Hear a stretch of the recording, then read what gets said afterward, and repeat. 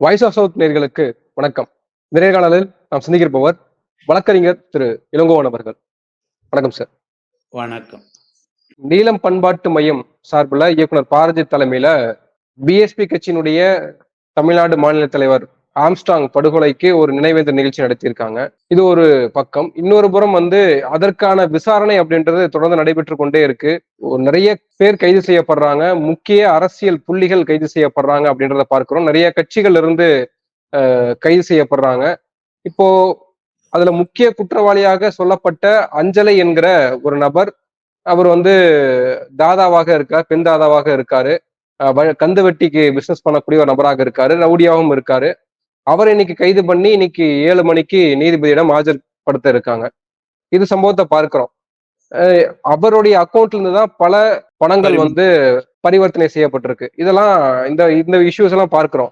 அப்போ இந்த வழக்கு விசாரணை அப்படின்றது ஒரு புறம் நடந்துகிட்டே இருக்கு. இன்னொரு புறம் நீலம் பண்பாட்டு மையம் போன்ற அமைப்புகளால அரசாங்கம் உண்மையான குற்றவாளிகளை கைது செய்யணும், அவங்களை சட்டத்தின் முன் நிறுத்தணும் அப்படின்னு தொடர்ந்து வலியுறுத்துறாங்க. இந்த பிரச்சனையை நம்ம எப்படி எடுத்துக்கிறது? ஒரு வழக்கறிஞராக நீங்க எப்படி பார்க்கிறீங்க இதை? அடிப்படையாக ஒரு விஷயத்தை ஊடகங்கள் தெரிந்து கொள்ள வேண்டும். ஒரு குற்றம் நடந்து புலன் விசாரணை நடக்கும் பொழுது ஊடகங்கள் தலையிட்டு ஊகங்களை சொல்வது அல்லது புலன் விசாரணையினுடைய ஒவ்வொரு நுணுக்கத்தையும் வெளியில் சொல்வது என்பது சட்டத்திற்கு புறம்பானது. இதன் மூலமாக ஊடகங்கள் மக்களுக்கு எந்தவித நன்மையும் செய்வதில்லை. அதைவிடவும் தவறாக என்ன செய்யறாங்கன்னா, ஒரு காவல்துறை உடைய செய்திகளை பரபரப்பாக வெளியிடுவதன் மூலமாக எந்தவித நன்மையும் இல்லை என்பது பல்வேறு வழக்குகளில் வந்தும் திருந்த மாட்டேங்கிறாங்க. சட்டம் என்ன சொல்லுதுன்னா, நீதிமன்றத்திற்கு கூட அந்த உரிமை இல்லை. புலன் விசாரணை ஒரு முதல் தகவல் அறிக்கை பதியப்பட்டு இறுதி அறிக்கை தாக்கல் செய்யப்படும் வரை மூக்கை நுழைப்பதற்கு நீதிமன்றத்திற்கு கூட உரிமை இல்லை என்று சொல்லுகிறது. ஆனா நம்ம நாட்டில் துரதிர்ஷ்டவசமாக மீடியா ட்ரையல் என்பதை விட மீடியா இன்வெஸ்டிகேஷனே நடக்குது. இவங்க தான் செஞ்சாங்க, இவங்க தான் போனாங்க, இவங்க தான் வந்தாங்க என்பது போல. இதுல என்ன தவறு நடக்குதுன்னு பார்த்தீங்கன்னா, மீடியாவுக்கு ஒரு பொறுப்பு இருக்கணும். என்ன பொறுப்பு என்றால், சட்டம் என்ன சொல்லுதுன்னா, an individual is innocent until proven guilty ன்னு சொல்லுது. ஒரு தனிநபர் அவர் குற்றம் செய்தவர் என்று நிரூபிக்கப்படும் வரை அவர் நிரபராதி என்று சட்டம் அவரை கருதுகிறது அப்படின்னு சொல்லுது. இப்போ எக்ஸ் ஒய் இசட்னு ஏ டு இசட் உள்ள நபர்களை இவங்க யார் தெரியுமா, இவங்க செய்துட்டாங்கன்னு சொல்லும் பொழுது ஒரு தனிநபருடைய உரிமையை மீடியா அதிகமாக பாதிக்கிறது. இங்க இருக்கிற மக்கள், பாதிக்கப்படுகிற மக்கள் ஏழை மக்களாக இருப்பதனால் யாருமே மீடியா மேல மான நஷ்ட வழக்கு போடுறதில்லை. ஒருவர் மீது ஒரு கொலை வழக்கு இருக்கட்டும், 2 கொலை வழக்கு இருக்கட்டும், நம்ம வேண்டாம்னு சொல்ல வரல. ஆனால் அந்த வழக்கு உள்ளவங்களை இவங்க யார் தெரியுமா கொலை செய்துட்டாங்கன்னு சொன்னீங்கன்னா, ஒரு மீடியாவுடைய பொறுப்புணர்ச்சியின்படி அவர்கள் தண்டிக்கப்பட்டார்களான்னு சொல்லணும். இல்ல, இன்வெஸ்டிகேட்டிவ் ஜேர்னலிசம் தனியா இருக்கு இல்லையா? இன்வெஸ்டிகேட்டிவ் ஜேர்னலிசம் என்பது இன்வெஸ்டிகேஷன் தலையிடுவது அல்ல. தகவல் வெளிவராத இடங்களில் உங்கள் புலன் விசாரணையை எடுப்பது. புலன் விசாரணையை நீங்க பேரலா செய்யறதுக்கு நீங்க போலீஸா? யார் நீங்க? அஞ்சலை செய்துட்டாங்கன்னு சொன்னீங்கன்னா உங்களுக்கு எப்படி தெரியும்? அப்போ ஒண்ணு, இந்த விஷயத்துல ஒரே ஒரு பேட்டி, பொறுப்பான பேட்டி நான் பார்த்ததுன்னா, புளியந்தோப்பு மோகன்னு சொல்லக்கூடிய ஒரு குற்றவியல் வழக்கு நடத்துற ஒரு வழக்கறிஞர், இளமையான ஒரு நல்ல யங்ஸ்டர். நிறைய விஷயங்களை பொதுவாக அவர் சொன்னார். பிஎஸ்பிக்கு ஆதரவான ஒரு கருத்தை வெளியிட வரும் பொழுது பல விஷயங்களை அவர் எடுத்து சொல்றார். ஏன் நீங்க ஆனால் அவங்களும் என்ன செய்யறாங்கன்னு கேட்டீங்கன்னா, எடுத்த உடனேயே ஒரு போலீஸ் ஒரு தகவலை சொல்றாங்க, நாங்க 8 பேரை கைது பண்ணியிருக்கோம் அப்படின்னு சொல்லி. அது எப்படி நீங்க கைது பண்ணீங்க? உங்களுக்கு யாரு சரண்டர் பண்ணது? எந்த வக்கீல் கொண்டாந்தாங்க? இப்படிப்பட்ட விஷயங்களை எடுக்கிறாங்க. ஸோ இதெல்லாம் என்னன்னா, காவல்துறையை முதலில் புலன் விசாரணையை ஒழுங்காக செய்ய விட வேண்டும். அதில் உள்ள குறைபாடுகள் வரும் பொழுது மற்ற தகவல்களை சொல்லணும். உதாரணமா இதுல எத்தனை தவறுகள் நடக்குதுன்னு பாருங்களேன். ஆருத்ரா விஷயம்னு ஒரு தகவல் சொல்றாங்க, சரிங்களா? ரைட். ஆருத்ரா விஷயத்தில் 20 விதமாக தலையிட்டார்கள்னு சொல்றாங்க. ஆருத்ராவில் பணத்தை கொள்ளையடித்த அந்த நிறுவன தலைவர்களுக்காக ஆற்காடு சுரேஷும், அதில் பணத்தை இழந்தவர்களுக்காக ஆம்ஸ்ட்ராங்கும் தலையிட்டார்கள்னா, இதுல என்ன சிரிப்பு எனக்கு வருதுன்னு கேட்டீங்கன்னா, போலீஸ் எங்க போச்சுன்றது மக்கள் கேட்கவே மாட்றாங்க. மக்கள்னா மீடியா. ஒருவன் ஏமாற்றுகிறான், ஒருவன் ஏமாற்றப்பட்டான் என்றால், அந்த விஷயத்தை யார் தலையிட்டு முடிச்சு வைக்கணும்? காவல்துறை. அப்ப காவல்துறையோட பொறுப்பு எப்படி ஆம்ஸ்ட்ராங்க்கு போச்சு? அதாவது ஆருத்ராக்கு பின்னாடி மிகப்பெரிய ஒரு கார்ப்பரேட் சதி இருக்கு. அதுக்கு பின்னாடி ஆளும் பிஜேபி அரசாங்கம் இருக்கு. அப்படியெல்லாம் காரணங்கள் இருக்கிறதுனால மற்ற இடத்துக்கு நகர்றாங்க மக்கள். அப்படித்தானே பார்க்க வேண்டியதா இருக்கு அத. அப்போ இந்த நாட்டினுடைய நிர்வாகம் தோல்வி அடைந்து விட்டதா? அப்படியானா சட்டத்திற்கு புறம்பான ஒரு தலைமையில் தான் நியாயத்தை எடுக்க முடியுமா? இந்த நாட்டின் போலீஸ் தோற்றுவிட்டது என்றால், ஒரு அரசியல் கட்சி தலைவரிடம் சென்றால் நியாயம் கிடைக்கும்னா, அப்ப அந்த அரசியல் கட்சி தலைவர் சட்டத்துக்கு புறம்பா செயல்படுறாருன்னு தானே அர்த்தம். நியாயத்துக்காக கூட இருக்கலாம். நான் என்ன சொல்ல வரேன்னா, அவர் அநியாயத்துக்கு போனாருன்னு நான் சொல்ல வரல. ஆனால் சட்டப்படி அவர் இல்ல. இந்த மீடியாவே என்ன மாரி ஒரு தவறா இந்திய நிர்வாகத்த சொல்லிக்கிட்டு இருக்காங்க. இவர்கள் என்ன செய்தார்கள்? ஒரு ஆருத்ரா விஷயத்தில் இவர் தலையிட்டு இல்ல பணத்தை நீங்க மீடியா கார்னர் பண்றீங்க. ஆனால் மீடியா கார்னர் பண்ணுவதற்கு முன்பாக அதாவது ஆம்ஸ்ட்ராங் படுகொலை ஒட்டி நிறைய பேர் கேள்விகள் எழுப்பப்படுறாங்க இல்லையா? கேள்வி எழுப்புறாங்க. இந்த என்ன கேள்வி நடந்துச்சுன்னு எழுப்புறாங்க. நிறைய அவங்க சொல்றாங்க. உண்மை குற்றவாளிகள் இல்லைன்னா உண்மை குற்றவாளிகள் யாருன்னு சொல்ல வேண்டிய இடத்துல மீடியா வருது இல்லையா?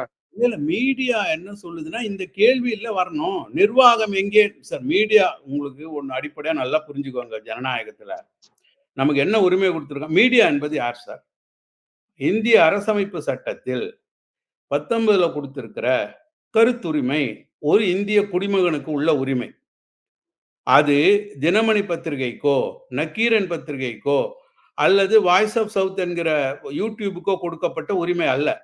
ஒரு தனிநபரின் கருத்துரிமையை வியாபார ரீதியாக கொண்டு வர்றவங்க தான் மீடியா. இப்ப ஹிந்து பத்திரிகை இருக்குன்னா, அவங்க அடிப்படை உரிமைன்னு சொல்றது உங்களுக்கும் எனக்கும் உள்ள தனிப்பட்ட உரிமை.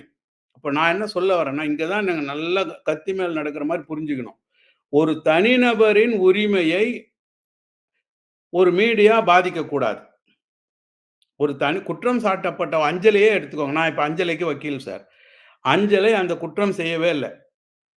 அஞ்சலை 10,00,000 ரூபாய் இதில் சம்பந்தப்பட்ட ஒருத்தருக்கு குடுத்துருக்காங்க. வட்டி குடுத்துருக்கலாம். ஒரு பேச்சுக்கு சொல்றேன். அவங்க செய்திருக்கட்டும், இன்வெஸ்டிகேஷன் வரட்டும், வழக்கு போட்டும், தண்டிக்கட்டும். அதுல நான் உங்களுக்கு உதாரணத்துக்காக ஒண்ணு சொல்றேன். ஆனால் ஒட்டுமொத்த மீடியாவும் அஞ்சலை தவறு செய்த மாரி சொல்றாங்களே, ஏன் சொல்றாங்கன்னு நான் கேட்கிறேன். இந்த பரப்புரையின்படி அஞ்சலைக்கென ஒரு குரல் இருக்கிறது. அஞ்சலிக்கென ஒரு நியாயம் இருக்கிறது. அஞ்சலியின் மீது குற்றம் கூட இன்னமும் சுமத்தப்படவில்லை. விசாரித்து முடிக்கப்படவில்லை. விசாரித்த பிறகு அவருக்கு பங்கு இல்லை என்று கூட அவர் விடுதலை செய்யப்படலாம் என்கிற தனிநபர் சுதந்திரத்தை யாருமே மதிக்கலையே. அதுவும் மீடியா மதிக்கலையே. அதுதான் நம்ம வருத்தப்பட வேண்டியிருக்கு. இது ஒன்று. இப்படி வச்சுப்போம். அடுத்து ஆருத்ராவுக்கு வருவோம். அந்த அந்த இன்டர்வியூல அந்த வழக்கறிஞர் ஒரு சில விஷயங்கள சொல்றாரு. என்ன சொல்றாரு?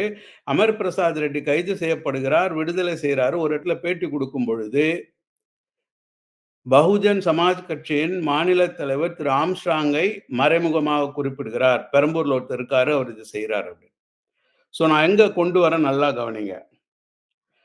ஆருத்ரா பாரதிய ஜனதா கட்சியின் சப்போர்ட்ட எடுத்துக்குது. ஆருத்ரா அமர் பிரசாத் ரெட்டி போன்று ஆர்.கே. சுரேஷ் போன்ற பாரதிய ஜனதா கட்சியின் தொடர்புடையவர்களை தனது பங்குக்கு கொண்டு வருகிறதாக எடுத்துக்கும். அதில் ஆற்காடு சுரேஷ் ஆருத்ராவை தொல்லை கொடுக்கக்கூடிய சட்டத்திற்கு புறம்பான வழிகளில், அதாவது போலீஸுக்கு போனா வக்கீல் போறாங்க, ரவுடி போனா ஆற்காடு சுரேஷ் வராரு ஆருத்ராவுக்குன்னு எடுத்துக்கலாம் ஒரு ஃபார் எக்ஸாம்பிள். ஸோ இப்படிப்பட்ட ஒரு மோதல்ல ஆற்காடு சுரேஷ் கொல்லப்பட்டார் அப்படின்னு சொல்றீங்க. அதற்கு எதிராக இவர் கொல்லப்பட்டார் அப்படின்னு ஒரு யூகத்தை சொல்ல வரேன் இல்லைங்களா? அப்போ இப்படி சொல்ல வருகிற அந்த இன்டர்வியூ மூலம் நான் என்ன கேட்கிறேன்னா, இதே பிஎஸ்பிக்கு இந்த கோபமும், இந்த உணர்வுகளும் பாரதிய ஜனதா கட்சியின் மீது இல்ல உங்களுக்கு போயிருக்கணும். ஏன் திராவிட முன்னேற்ற கழகத்தின் மீது திரும்புதுன்னு கேட்கிறேன். அமர் பிரசாத் ரெட்டி ஒரு பேட்டியில ஐடென்டிஃபை பண்றாரு ஆம்ஸ்ட்ராங் வந்து மறைமுகமாக பெரம்பூர்ல இருந்து தலையிடுவார் அந்த மாதிரியான ஒரு விஷயம் சொல்றாருன்னா, அப்போ இந்த தியரியில வர்றது யாரு? பாரதிய ஜனதா கட்சி. அவங்களுடைய தலையீடு. அந்த இடத்துல நீங்க ஒரு பாரதிய ஜனதா கட்சியில் இறந்து போன அல்லது கொல்லப்பட்ட ஆர்காட் சுரேஷின் மனைவிக்கு பொறுப்பு கொடுக்கறதையும் பொருத்தி பாருங்க. இப்படி கொண்டு போனீங்கன்னா, உங்கள் கோபம் எங்கு சென்றிருக்க வேண்டும்? ஏன் பா. ரஞ்சித் உங்களை நம்பி வாக்களித்தோம், நீங்கள் சமூக நீதியை செயல்படுத்தவில்லைன்னு உடனடியாக திமுகவுக்கு எதிராக இதை திருப்புகிறார். அடுத்ததாக ஒரு அமர் பிரசாத் ரெட்டி மறைமுகமாக பெரம்பூரில் இருக்கக்கூடிய ஒருத்தர் இருக்கார் என்று அரசியல்வாதின்னு காட்டும் பொழுது, ஆம்ஸ்ட்ராங்கை குறிவைக்கும் பொழுது, எப்படி சிபிஐ என்கொயரி கேட்கறீங்க? ஏன் சிபிஐ என்கொயரி கேட்கறீங்க? ஏன்னா பாரதிய ஜனதா கட்சியின் விருப்பு வெறுப்புகளுக்கு நடந்து கொண்டுள்ள மத்திய புலனாய்வுத்துறையும் இடி போன்ற விஷயங்களை இந்தியா கண்டுகொண்டிருக்கிறது. அப்ப பாரதிய ஜனதா கட்சியின் பங்கீடு அதில் இருந்து அதன் காரணமாக பகுஜன் சமாஜ் கட்சியின் மாநில தலைவர் கொல்லப்பட்டிருந்தால் சிபிஐ விசாரணை எப்படி உண்மையை கொண்டு வரும்? அப்போ பாரதிய ஜனதா கட்சியின் தலையீட்டில் பகுஜன் சமாஜ் கட்சி மாநில தலைவர் கொல்லப்பட்டாலும் அனைவருடைய பரப்புரைகளும் தமிழ்நாடு அரசிற்கு எதிராக மு.க. ஸ்டாலினுக்கு எதிராக திமுக அரசிற்கு எதிராக திரும்புகிறது என்றால் இவர்கள் யாருக்காக வேலை செய்கிறாங்க? இப்படிதான் நம்ம அரசியல் ரீதியா கேள்வி கேட்க வேண்டியிருக்கு. முதல் நாள்லயே இவங்க உண்மையான குற்றவாளி இல்லைன்னு ஏன் சொல்லணும்னு நான் கேட்கிறேன். உதாரணத்துக்கு உங்களுக்கு ஒண்ணு சொல்றேன் கேளுங்க. காஞ்சிபுரத்தில் அதாவது குற்றவாளின்னு சொல்ல வேணாம், குற்றவாளி இல்லைன்னு சொல்ல வேணாம். இல்ல விசாரணையை பொறுத்திருந்து பாருங்கள்னு சொல்றேன். நீங்க மனு கொடுக்கலாங்க. நீங்க வெளியில இன்னொரு பக்கம் மீடியா இது செய்யறான்னு சொல்றீங்க. இன்னொரு பக்கம் இப்போ அமைப்புகளும் அதை செய்யுது இல்லையா? இப்ப இன்னைக்கு அமைப்புகள் வந்து விசாரணை நடத்துங்க, உண்மையான குற்றவாளிகளை வந்து சட்டத்தின் முன் நிறுத்துங்க அப்படின்னு சொல்றாங்க. விசிக தலைவர் முதல் கொண்டு அந்த 8 பேர் சரணடைந்த விஷயமே இவங்க உண்மையான ஆள் இல்லைன்னு சொல்ல வரும்பொழுது தான் நான் வரேன். ஏன் அப்படி சொல்றாங்க? உதாரணத்துக்கு ஒண்ணு சொல்றேன் கேளுங்க. காஞ்சிபுரம் கோவில்ல சங்கரராமன் கொலை நடக்குது. யாருன்னு தெரியல. புலன் விசாரணை பல்வேறு முனைகள்ல நடந்து கொண்டிருக்கிறது. சரிங்களா? பல விதமா கருத்து போயிட்டு. திடீர்னு 5 பேர் ஜார்ஜ் டவுன் கோர்ட்ல சரண்டர் ஆகுறாங்க. அவங்க யாரு, என்ன, ஜாதகம் என்னன்னு யாருக்குமே தெரியாது. புலன் விசாரணையில் அங்கிருந்து தொடங்கி உண்மையான குற்றவாளிகளை காவல்துறை கண்டறிந்தது. அவர்கள் போலியான சரண்டர் ஆனவங்க. ஆனால் அன்னைக்கு யாரும் வந்து சரண்டர் ஆனவங்க போலி, உண்மையானவங்களை போலீஸ் விட்டுட்டாங்கன்னு எந்தவித பரப்புரையும் செய்யல.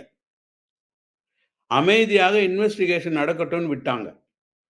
ஆனா இங்க ஒவ்வொருவரும் தனக்கென உள்ள ஒரு அஜெண்டாவில் இந்த கொலையை பயன்படுத்திக் கொள்ள பார்க்கிறார்களே ஒழிய உண்மையாகவே ஒரு ஒடுக்கப்பட்ட மக்களின் அரசியல் குரலாக இருந்த ஒரு அரசியல்வாதியின் படுகொலைக்கு நியாயம் வேண்டும் என்பது போல செய்யலன்றதுதான் என்னுடைய வருத்தம். பகுஜன் சமாஜ் கட்சியின் மாநில தலைவர் அது ஒரு அரசியல் படுகொலைன்னு சொல்றாங்கன்னா, பகுஜன் சமாஜ் கட்சி என்ன செயல்பாடு இருந்தது, எப்படி தேர்தல் இருந்தது, எவ்வளவு வாக்கு சதவிகிதம் இருந்தது தான் ஊடகங்கள் வெளியில கொண்டு வரணும். இப்ப நான் அப்படி சொல்றேன், நான் ஒரு பகுஜன் சமாஜ் கட்சி ஆளு, இது ஒரு அரசியல் படுகொலை, எங்க வளர்ச்சி பிடிக்காம கொன்னுட்டாங்க. இது ஒரு தியரி. அப்படியானால் உங்கள் கட்சி கடந்த பாராளுமன்ற தேர்தலில் எத்தனை இடத்துல நின்னீங்க, எவ்வளவு பப்ளிக் மீட்டிங் போட்டீங்க, எங்க பரப்புரை செய்தீங்க, என்ன கருத்தை கொண்டு சென்றீங்க, யாருக்கு எதிராக பேசுனீங்க, எவ்வளவு வாக்குகள் பெற்றீங்க, நீங்க யாருக்கு த்ரெட்டா இருந்தீங்க, அவங்க ஏன் உங்களை கொல்லணும், இப்படி ஒன்றும் கேள்வி வரணும். அப்படி எதுவுமே வரலையே. ஒரு தேசிய கட்சியின் மாநில தலைவர், தேசிய கட்சியின் மாநில தலைவர், இப்படி ஒரு ஃபார்முலா மாதிரியே ஒரு சொல்லையே அப்படியே கொண்டு போவது என்பது எப்படி? சோ பகுஜன் சமாஜ் கட்சியை ஒழிப்பதற்காக இந்த கொலையா? அதுவா நடந்தது? அடுத்தது இன்னொரு வசனம் சொல்றாங்க, சென்னையின் குரலாக இருந்தார். ஒரு மாநில தலைவர் சென்னையின் குரலாக இருந்தார் நீங்க சொல்லும் பொழுதே வேறு ஒரு காரணத்தில் அவரை நீங்க சுருக்குறீங்கல்ல. அவர் மக்களால் அறியப்பட்டவர், மக்களால் விரும்பப்பட்டவர். அவருக்கென ஒரு தனி செல்வாக்கு இருந்தது. இது யாரும் மறுக்க முடியாது. ஆனால் அவரை கொலை செய்ய ரவுடிகள் வர வேண்டிய காரணம் என்ன? இதுக்கு கொஞ்ச நாள் போலீஸுக்கு அவகாசம் கொடுத்துவிட்டு போலீஸ் எந்த இடத்துல தவறு செய்றாங்க என்பதை பார்த்து அடுத்து கொண்டு வந்திருந்தால், உண்மையாகவே அந்த கொலையில நடந்த விஷயங்களை உண்மை அறிவதற்கு இவர்கள் இருக்கிறார்கள் என்று நம்ம பொருள் கொள்ளலாம். ஆனால் அந்த கொலை நடந்த மறு நிமிடத்திலிருந்து அவரவருடைய அரசியல் தேவைகளுக்கு அந்த கொலையை பயன்படுத்துகிறார்கள் என்றால், இவர்கள் ஒடுக்கப்பட்ட மக்களின் அக்கறையும் இல்ல. இறந்து போன ஒரு தலைவரின் கொலையில் நியாயமான ஒரு விசாரணையும், அதன் பின்னணி முழுமையாகவும் தெரியும் வரை பொறுத்திருக்கவும் இல்லை. ஏன்னா, உங்களுக்கு காஞ்சிபுரம் கொலையில பார்த்தீங்கன்னா, காஞ்சி மடத்து திரு ஜெயேந்திரர் அவர்கள் தொடர்புல இருந்தார். அப்படிங்கிற ஒரு விஷயம் புலன் விசாரணையின் மூலம் தான் கடைசியில போகுது. மோட்டிவ் இருந்தது, போனது இருந்தா கூட, அதுக்கு அவங்க வொர்க் பண்ணி கொண்டு போறாங்க. புலன் விசாரணையில. ஆனா, இதுல புலன் விசாரணைக்கு தரவே மாட்றீங்களே நேரத்த. போலீஸ் கூட காரணமா இருக்கட்டும். ஒரு போலீஸ் அதிகாரி கூட இல்ல அது ஏன் நடக்குதுன்னு நினைக்கிறீங்க? அதாவது அந்த விசாரணைக்கு ஏன் கூட நடக்குதுன்னா, அவகாசம் குடுக்காம ஏன் பண்றாங்க அப்படின்ற ஏன் நடக்குது என்றால், ஒரு ஆம்ஸ்ட்ராங் என்கிற ஒரு சக்தி இல்லாமல் போகிறது. அந்த இடத்தில் வர துடிக்கிறவர்களுடைய ஆதங்கம் தான் தெரியுது. அவருக்கான நியாயத்துக்கு இங்க யாரும் போரிடல. அந்த இடத்த பிடிக்கணும்னு பார்க்குறாங்க. அந்த இடத்த பிடிக்கணும்னு பார்க்குறாங்க. இதற்காக ஒரு எதிரிகளை உருவாக்குறது. இப்போ திராவிட முன்னேற்றக் கழக ஆட்சியில ஆம்ஸ்ட்ராங்குடைய கொலை நடந்தது என்பது உண்மை. ஆனால் அது திராவிட முன்னேற்றக் கழகம் செய்த கொலைன்ற மாதிரியா நீங்க திரிக்கிறீங்கன்னு நான் கேட்கிறேன். அப்படி இருந்தாலும் கொண்டு வரட்டும். கொஞ்சம் டைம் குடுங்க. ஸோ எடுத்த உடனே அரசியலை நீங்கள் புகுத்துகிறீர்கள் என்றால், இப்போ இவரே எடுத்துக்கோங்க ரஞ்சித். நீலம் பண்பாட்டு மையம்னு ஒரு ஒரு மையம் வச்சிருக்கீங்க சரி. அப்ப நீலம் பண்பாட்டு மையத்திற்கென சில செயல்கள் செய்றீங்க. அது பாராட்டப்படுது. காஸ்ட்லெஸ் கலெக்டிவ்னு அழகான இசை குரூப் ஒண்ணு தொன்னீங்க. அது ஒரு பிராண்ட் ஆச்சு. அது ஒரு வியாபாரம் ஆச்சுது. பாராட்டப்பட வேண்டியது. திரைப்படங்கள் தயார் பண்றீங்க. அதன் மூலமாக ஒரு தொழில் வளருது, கலை வளருது, பாராட்டப்பட வேண்டியது. ஆனால் இந்த விஷயத்தில் நேரடியாக எடுத்தவுடன் திமுகவை விரல் சுட்டி குற்றம் சாட்டியவர் ரஞ்சித். எந்த அடிப்படையில? இத யாராவது அவரிடம் பேட்டி கேட்டாங்களா? இதே மீடியா? எந்த அடிப்படையில இதை சொல்லுகிறீர்கள் என்று அப்ப அவருக்கு தலைமை இல்லாமல் இருக்கக்கூடிய ஆம்ஸ்ட்ராங்கால் ஈர்க்கப்பட்ட இளைஞர்களுக்கு தான் தலைவராக வேண்டும் என்கிற எண்ணம் இருக்கிறது. அப்படிதானே நம்ம எடுத்துக்கணும். இன்னொரு அது பக்கம் திரும்ப ஒரு தியரி ஒண்ணு சொல்றாரு இல்லையா? அதாவது தலித்துகளை தனிமைப்படுத்துகிற ஒரு முயற்சிய கொண்டு வரணும். நம்ம ஆட்களே செய்றீங்க. இல்ல அதற்கு இது துணை போயிறாதீங்க. ம். இல்ல அதுதான். இப்ப ஏன் நம்ம இந்த எண்ணத்துக்கு வர்றோம்னு கேட்கணும். உனக்கு என்ன தெரியும்? நீ ஏன் அவர் நல்லது செய்யக்கூடாதா? தலைமையேற்று இருக்கக்கூடிய பிஎஸ்பிக்கு. ஏன்னா, நல்லா புரிஞ்சுக்கோங்கங்க. பிஎஸ்பி என்பது அகில இந்திய கட்சி. உத்தரப்பிரதேசத்தில் 4 முறை ஆட்சி செய்த தலைவி அங்க இருக்காங்க. செல்வி மாயாவதி. அப்போ ஒரு தேசிய கட்சியின் மாநில தலைவர் என்பவர் கொல்லப்பட்டால், அந்த தேசிய கட்சியின் மாநில அமைப்பிற்கென தலைவர்கள் இருப்பாங்களா? இருக்க மாட்டாங்களா? மாநில செயலாளர், மாநில துணைத் தலைவர் அல்லது தென்மண்டல பொறுப்பாளர் யாருமே இல்லாமல் பிஎஸ்பி என்கிற கட்சிக்கு தலைவர் மறைந்த உடனே நீலம் பண்பாட்டு மையம் மட்டுமே வருதுன்னா where is BSP? Where is organisation? ஒரு பொலிட்டிக்கல் சயின்டிஸ்டா நான் அந்த கேள்வியை கேட்கிறேன். அந்த அமைப்பு எங்க? அப்போ இல்ல அவர்களும் நீலம் பண்பாட்டு மையத்தோட இணைந்துக்கிறாங்க. இல்ல நான் என்ன அதுதான் கேட்கிறேங்க. அப்போ ஒரு தலைவர் இருந்துட்டாருங்க. அந்த கட்சி தானே இருக்கணும். எங்க அந்த கட்சி? இப்ப சொல்லுங்க மீடியால இவ்வளவு தூரம் ஒரு தேசிய கட்சியின் மாநில தலைவர் படுகொலை செய்யப்பட்ட அளவிற்கு சட்டம் ஒழுங்கு சீரழிந்துள்ளது தமிழ்நாடு. ஒரு வரி முடிஞ்சிடுச்சு. எங்கே துணைத் தலைவர்? யார் பொதுச் செயலாளர்? யார் சென்னை மாவட்ட செயலாளர்? யார் திருவள்ளூர் மாவட்ட செயலாளர்? இவைகளை யாருக்காவது தெரிவித்தார்களா? நான் என்ன கேட்கிறேன்னா, அப்போ பிஎஸ்பியை கட்டி வளர்த்தார். கட்டமைப்பை உருவாக்கினார். அந்த கட்டமைப்பு பிடிக்காதவர்கள் செயல்னு சொல்லுவதற்கு, அந்த கட்டமைப்பே கண்ல இல்லையே! தேர்தல்ல வாக்குகள் இல்லையே! அப்ப அதை தாண்டி வேறு ஒரு தளத்தில் அவர் பிரபலமாக இருந்திருக்கிறார். அதிகாரமிக்கவராக இருந்திருக்கிறார். அதிகமான மக்களால் விரும்பப்படுபவராக இருந்திருக்கிறார். அது என்ன தளம்? இதுதான் இன்வெஸ்டிகேஷன்ல வரணும். இதுதான் இன்வெஸ்டிகேஷன்ல வரணும். இப்போ ஒரு நமக்கு என்னன்னா, அவர் கொல்லப்பட்டதற்கு அவர் பிரதிபலித்த அம்பேத்கர் அரசியல் அடையாளமா? பௌத்த அடையாளமா? அல்லது வேறு தொழில் ரீதியான அடையாளம். அவரு இப்ப எந்த ஒரு அரசியல்வாதியும் ஒரு தொழில் செய்றாங்க, கம்பெனி வச்சிருக்காங்க, இல்ல வக்கீல் தொழில் செய்றாங்க, டாக்டர் தொழில் செய்றாங்கன்னா, அந்த தொழில்ல வரக்கூடிய விரோதம் எதையுமே சிந்திப்பதற்கோ, விசாரிப்பதற்கோ நேரம் குடுக்கல ஒண்ணு. இதுக்கு அடுத்து என்ன தவறு நடக்குது? நான் மீடியாவ ஏன் கார்னர் பண்றேன்றது நல்லா கவனிங்க. மீடியா செய்ற தவறு. அஞ்சலை இதை சொல்லிவிட்டார். அந்த கட்சியால் இத சொல்ட்டாங்க. இந்த பணம் இங்க போயிடுச்சு என்றெல்லாம் சொல்றாங்களே. சட்டப்படி பார்த்தீங்கன்னா, ஒரு குற்றம் சாட்டப்பட்டு இப்போ கைது ஆகுறாங்க இல்லைங்களா? அஞ்சலை கைது ஆகுறாங்க, ஹரிஹரன் கைதானாரு, இன்னும் சதீஷ்ன்னு யாரோ ஒருத்தர் கைது ஆகுறாங்கன்னா, அவங்களுக்காக ஒரு ஜாமீன் போடவோ, அல்லது அவங்களுக்கு சட்டப்படி ஒரு நன்மை எடுக்கக்கூடிய வக்கீலுக்கு ஒரு மனு போட்டா, சட்டம் என்ன சொல்லுதுன்னா, முதல் தகவல் அறிக்கையையும், கைது ஏன் செய்தார்கள் என்பதையும் தான் ரிமாண்ட் ரிப்போர்ட்டையும் தான் குடுக்க சொல்றாங்க. ஆனா அவங்க குடுத்தாங்க பாருங்க ஒப்புதல் வாக்குமூலம். அதை பெறுவதற்கே இடம் இல்ல. ஆனால் அந்த ஒப்புதல் வாக்குமூலம் எப்படிங்க எல்லா மீடியாவுக்கும் தெரியுது? அப்போ ஒண்ணு போலீஸ் தப்பு செய்யணும். ஒரு விதமா அதத்தான் அந்த புளியந்தோப்பு மோகன் என்கிற அட்வொகேட் சொன்னத நான் பாராட்டுறேன். அவர் என்ன சொல்றாருன்னா, உங்களுக்கு இந்த செய்தி எப்படி தெரியும்? மலர்கொடி இவ்வாறு ஒப்புதல் வாக்குமூலம் கொடுத்தார்கள். அதிலிருந்து அஞ்சலை தெரிய வந்தார். அதிலிருந்து ராமு தெரிய வந்தார். சோமு தெரிய வந்தார்ன்னு மீடியாவுக்கு எப்படி தெரியும்? புலன் விசாரணை என்பது ரகசியமாக நடப்பது. அந்த ஒப்புதல் வாக்குமூலத்தில் இதெல்லாம் சொல்லிட்டாங்க என்று நிருபர்களுக்கு யார் கூட அப்ப போலீஸ் சொல்லி தானே தெரியணும். ஏன் போலீஸ் சொல்றாங்க? உதாரணமா, எல்லா வழக்குகளிலும் மீடியாவுல தான் கொலைகாரர்கள் தப்பிக்கிறார்கள். நல்லா கவனிங்க. இவங்களுக்கு பரபரப்புல செய்திய போடணும். கிரைம் சினிமா மாரி ஒண்ணு சொல்றதுக்கு ஜனங்களுக்கு நம்ம பத்திரிக்கை வாங்கணும்னு நினைக்கிறாங்களே ஒழிய, ஒரு இந்த மாரி சம்பவத்தில் ஒருவர் கொலை செய்தார் என்று குற்றம் சாட்டப்படும் பொழுது, அவர் யார் என்று அங்க இருக்கிற சாட்சிக்கு தெரியாது. இப்போ பிஎஸ்பி தலைவர் ஆம்ஸ்ட்ராங்க சிலர் வெட்டினாங்க. அவங்க அவரோட 4, 5 பேர் இருந்திருப்பாங்க. 2 பேர் வெட்டுப்பட்டாங்க. அப்ப அவங்க அந்த முகமூடி போட்டோ, முகமூடி போடாமலோ வெட்ட வந்தவர்களை ஒரு ஒரு ஒரு நிமிஷத்துக்குள்ள தான் பார்ப்பாங்க. இல்லைங்களா?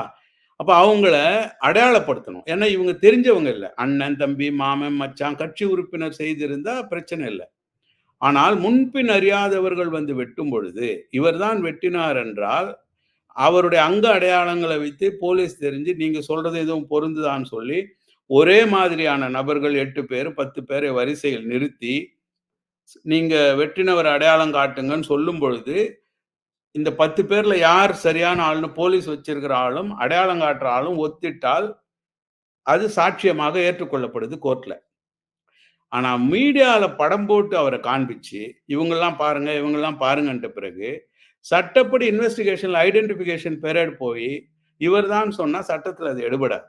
ட்ரையல் நடத்தும்போது, விசாரணையில. அப்ப மீடியா நியாயத்துக்கு செய்றேன், மக்களுக்கு செய்றேன், சட்டம் ஒழுங்கை சரி செய்றேன் அப்படின்னு சொல்லிட்டு, ஒட்டுமொத்த இன்வெஸ்டிகேஷனையும் காலி பண்றாங்க. ஒரு கொலை வழக்கில் போலீஸ் வெற்றி பெற முடியாம செய்றாங்க. அப்ப போலீஸ் வெற்றி பெற முடியாமல் நடக்கிற விஷயத்துக்கு ஏன் தகவல் குடுக்குறாங்க? இதுதான் விசாரிக்கணும் மீடியான்னு சொல்றேன். மீடியாவுக்கு உள்ள பொறுப்பு என்னன்னா, கடமையும் பொறுப்பும் மீடியாவுக்கு இருக்கு.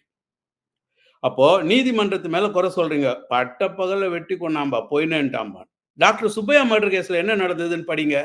ஏன் மேல்முறையீட்டில் அனைவரும் விடுதலை செய்யப்பட்டார்கள்? இதே சிசிடிவி கேமரா தானே அதுல இருந்தது.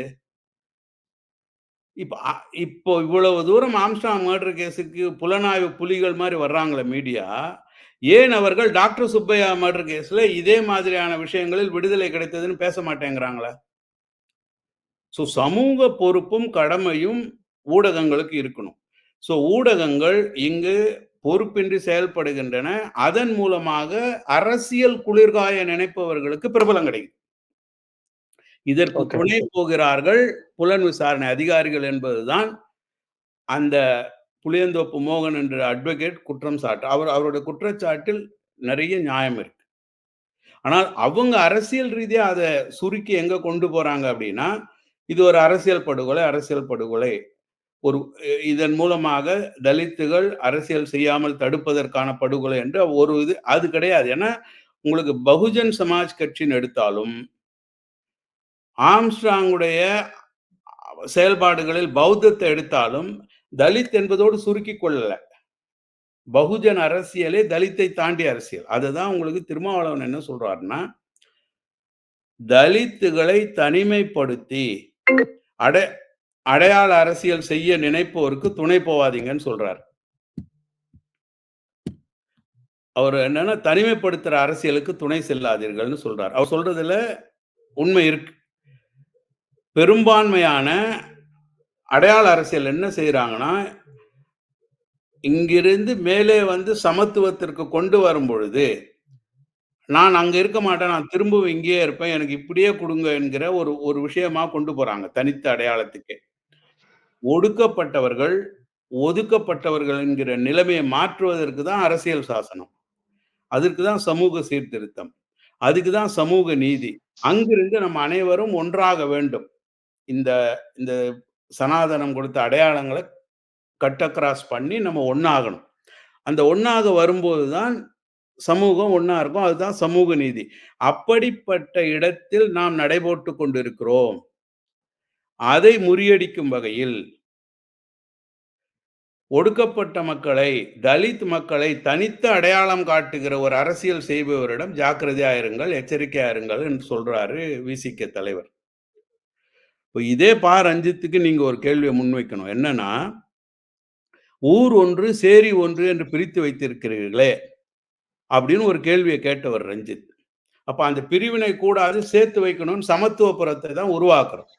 ஆனால் சமத்துவபுரம் உருவாக வரும் பொழுது, சமத்துவபுரங்கள் அதிகமாக வரும் பொழுது, எனது அடையாளத்தை நான் இழக்க மாட்டேன் என்று சொன்னால், அப்படிப்பட்டவர்களை என்பது? அப்போ இந்த அடையாளம் உங்களுக்கு லாபகரமாக இருக்கிறது. அந்த லாபத்தை நீங்க இழக்க விரும்ப மாட்டேங்கிறீங்க. அப்போ மக்கள் விடுதலைக்காக அந்த அடையாளத்தை நீங்கள் எடுக்கவில்லை அப்படின்ற குற்றச்சாட்டுக்கு என்ன பதில் சொல்லுவாங்க? இப்ப நம்ம ஓகே. ஒன்லைனா சுருக்கமா கொண்டு வந்துருவோம். சரி, தவறு என்பது புலன் விசாரணைக்கு ஃபுல் ஃப்ரீடம் குடுக்கணும். ஆனால் புலன் விசாரணையில் மீடியா தலையிடுவது என்பது சட்டம் ஒழுங்கிற்கு நல்லதல்ல, சரியான நிர்வாகத்திற்கு நல்லதல்ல. அந்த மீடியாக்களுக்கு தான் விரும்பிய செய்திகளை கசிய விடும் காவல்துறையும் நாட்டுக்கு நல்லது செய்வதல்ல, விசாரணைக்கு நல்லது செய்வதல்ல, வழக்கிற்கு நல்லது செய்வதல்ல. இவைகளையெல்லாம் வைத்துக்கொண்டு புலன் விசாரணை தவறு, தவறு என்று மக்கள் மீது நம்பிக்கை இல்லாமல் செலுத்தக்கூடிய விஷயங்களும் சரியல்ல. ஸோ ஒட்டுமொத்தமா பார்த்தீங்கன்னா, இவைகளுக்கெல்லாம் ஒரு சரியான சட்டம் வேணும். இப்ப நல்ல வளர்ந்த ஜனநாயக நாடுகள்ல பார்த்தீங்கன்னா, சஸ்பெக்ட்ன்னு தான் சொல்லுவாங்க. சந்தேக நபர்ன்னு தான் சொல்லுவாங்க. அக்யூஸ்ட்ன்னே சொல்ல மாட்டாங்க. He becomes accused only after final report. விசாரணை முடிந்து இறுதி அறிக்கையில் அவருடைய செயல் குற்றச் செயல் என்று விசாரணை அமைப்பு சொல்லும் பொழுதுதான் அந்த நபர் குற்றம் சாட்டப்பட்ட நபராக மாறுவார். இந்த நிமிடம் வரை சரண்டர் ஆனவங்க, கைது செய்யப்பட்டவங்க, சுட்டுக் கொல்லப்பட்ட நபர் அனைவருமே சந்தேக நபர்கள் தான். இந்த நபரை சுட்டுக் கொன்றது என்பது முழுக்க முழுக்க சட்டவிரோதம். இந்த மாரி விஷயங்கள்ல நம்ம பலமுறை உங்களுக்கு நான் சொல்லியிருக்கேன் பேட்டியில. அது அது பல அரசியல்ல பேசும்போது அது எஸ்கேப் ஆயிடும்னு நெனைக்கிறேன். என்னன்னா, நீதிமன்ற காவல் அப்படிங்கிறது விசாரணை கைதியோட காவல். சரிங்களா? அந்த நீதிமன்ற காவல் என்பதனுடைய பொறுப்பு நீதிமன்றத்திற்கு இருக்குது. சாத்தான்குளம் கேஸு தவறான திசைக்கு போறது காரணம் அதான். ஏன்னா, போலீஸ் கையில இருக்கிற 2 அப்பாவும் பையனும் நீதிபதி கிட்ட ஒப்படைக்கப்பட்டாங்க. அதன் பிறகு நீதிமன்றம் தான் அவர்களை காவல்ல வச்சிருக்கு. அங்க செத்து போறாங்க. அப்ப பொறுப்பு யாருடையது? சட்டம் என்ன சொல்லுதுன்னா, கடைசியாக உயிரோடு இருந்த நபர் தான் எப்படி இருந்தார் என்பதை சொல்ல வேண்டிய கடமைக்கு சொல்லுது. அதனால தான் சட்டப்படி மெஜிஸ்டீரியல் என்குயரி நடக்குது. நீதிபதியுடைய விசாரணை நடக்குது. போலீஸ் விசாரணை அங்க நடக்கல. அப்போ ஒரு நபர் இப்போ இந்த திருவேங்கடமா கொல்லப்பட்ட நபர் வந்து போலீஸ் காவல்லயே சுட்டுட்டாங்க. ஸோ போலீஸ் அந்த உயிர் எப்படி போச்சுன்னு விளக்க வேண்டிய இப்போ ஆம்ஸ்ட்ராங் என்பவரை 10 பேர் சேர்ந்து கொன்னுட்டாங்கன்னு சொல்றாங்க இல்லைங்களா? அது புலன் விசாரிக்கிறாங்கல்ல. திருமலைய சுட்டு அந்த திருவேங்கடம் என்கிற நபரை சுட்டு கொன்னுட்டாங்கல்ல, அதுவும் விசாரிக்கப்படணும். ஏன்னா ஒரு உயிர் போய் விட்டது. இவங்க சொல்ற கதையோட அதுக்கு ஒரு விசாரணை அமைப்பே வரல. இதுதான் மீடியா கவனிக்கணும். மீடியா ட்ரையல் மூலம் இப்போ இப்போ பார்த்தீங்கன்னா, மக்கள் மத்தியில இவங்கலாம் கொலைகாரங்க, சுட்டு போடு, வெட்டி போடு அப்படிங்கிற உணர்வ தான் மீடியா கிரியேட் பண்ணுது. இது ஆபத்து. இது ஜனநாயகம் அல்ல. இது தனிநபர் சுதந்திரம் அல்ல. இது எந்த அம்பேத்கருக்கான பெயரில் அரசமைப்பு சட்ட உரிமைகளை பற்றி பேசுகிறோமோ, அவை பாதிக்கப்படக்கூடாது என்று சொல்லுகிறோமோ, எனக்கென வரும்பொழுது அம்பேத்கருடைய உரிமைகள் கூட நான் மதிக்க மாட்டேன் அப்படின்னு நான் எப்படி சொல்ல முடியும்? அரசமைப்பு சட்டம் என்ன ஒருத்தன் அடிச்சுட்டான்னா சட்டம் பேசக்கூடாது. ஆனா உன்ன அடிச்சுட்டா சட்டம் பேசணும்னா என்னங்க அர்த்தம்? நம்ம அந்த விஷயத்துல தான் பார்க்கணும். ஒரு குறிப்பிட்ட டைம் புலன் விசாரணை அமைப்புகளுக்கு தர வேண்டியது நம்முடைய கடமை. அதன் பிறகு நம்முடைய தகவல்கள் வேறு, அவர்கள் சொல்வது வேறு, இதுல தவறு இருக்குன்னா, அன்றைக்கு நம்ம காரண காரியங்களோட நெக்ஸ்ட் ரெமெடிக்கு போகணும். சிபிஐ என்கொயரின்னு கேட்கறது மிகப்பெரிய தவறு. ஏன்னா நீங்கள் சொல்லுகிற தகவல் படியே இதுல மெயினான பின்புலம் உள்ளவர்கள் என்பது சிபிஐ கட்டுப்படுத்தக்கூடிய, சிபிஐயை தங்கள் விருப்பத்திற்கு திசை திருப்பக்கூடிய அதிகார சக்திகளிடம்தான் அது இருக்கிறது. இதையெல்லாம் தாண்டி இன்னொன்று என்னன்னா, சிபிஐ என்பதே ஒரு அகில இந்திய புலனாய்வு அமைப்பு அல்ல. அது ஒரு டெல்லியில ஒரு மத்திய ஊழியர்களுக்கான ஒரு விஷயத்தை பிறகு மாநிலங்கள் அவங்களோட போயிட்டு மாநிலம் தாண்டி ஒரு விஷயம்னா அந்த புலனாய்வு அமைப்பு உதவியை கேட்டாங்க ஒரு அக்ரிமெண்ட் படி. அந்த ஒரு ஒப்பந்தத்தை தமிழக அரசு விலக்கிக் கொண்டது. மேற்கு வங்க அரசு விலக்கிக் கொண்டது. எனவே தமிழக அரசு இதை கொண்டு சிபிஐக்கு தர முடியாது. உங்களுக்கு சிபிஐ என்கொயரி வேணும்னா இனி நீதிமன்றம் உத்தரவிட்டால் தான் முடியும். சிபிஐ உத்தரவிற்கு தமிழக அரசு கையெழுத்து போடவில்லை, உத்தரவிடல் என்று சொல்லி செய்வதும் திமுகவுக்கு எதிரான உள்நோக்கம் கொண்ட அரசியல். நேர்மையான அரசியல் இல்லைன்னு நான் சொல்ல வரேன். நேர்மையான அரசியலை வரவேற்போம், விவாதிப்போம். ஆனால் உள்நோக்கம் கொண்டு அவசர கதியில ஒருவர் மீது சேற்றை வாரி பூசிவிட்டு எனக்கு சந்தன வாசனை இருக்கு, என்னை தேர்ந்தெடுங்கள் என்று சொல்லுவது சரியல்ல. அப்படின்ற அர்த்தத்துல தான் நான் சொல்றேன் இதெல்லாம்.